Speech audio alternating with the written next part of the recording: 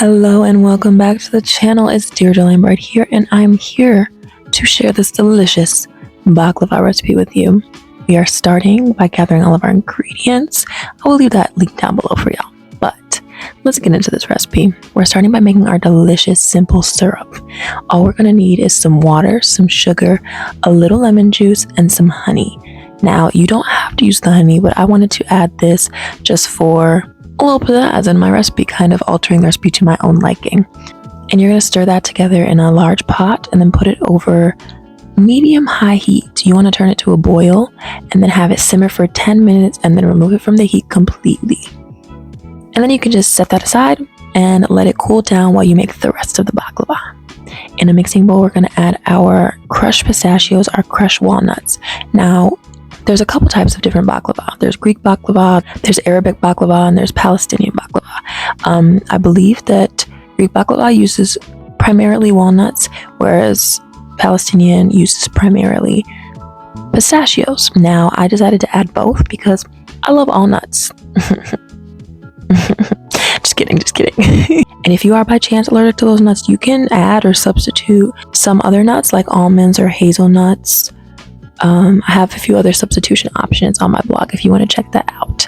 So, what you're going to do, the layering process is a little bit tedious, but it's kind of fun at the same time. You want to get your phyllo dough, which you should have completely let thaw at room temperature. And you're going to get some melted butter, and you're going to have your mixture that you just made with the sugar, brown sugar, cinnamon, nutmeg, and nut mixtures.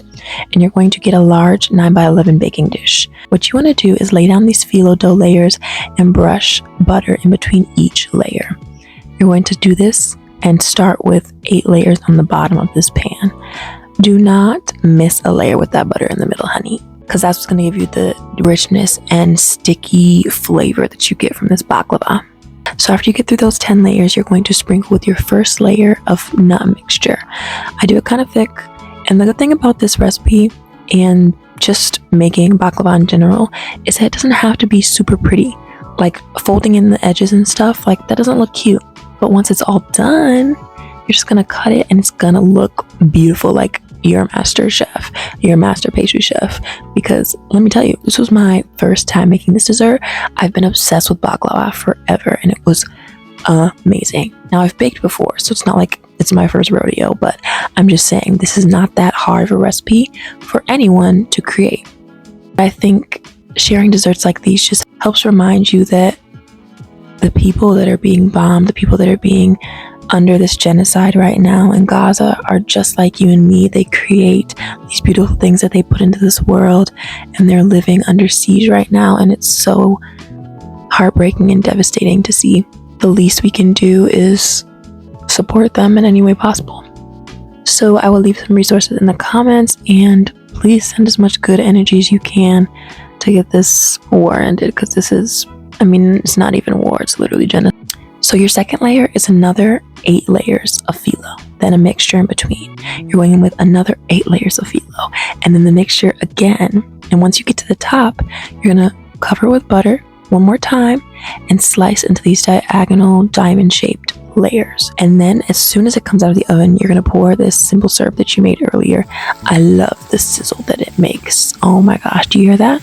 And I just used my extra nut mixture to sprinkle on the top of each square and let that cool for a couple hours, because you want all of that simple syrup to soak into the layers, into the nut mixture, into the phyllo dough, and you get this beautiful crunch when you take a bite into it.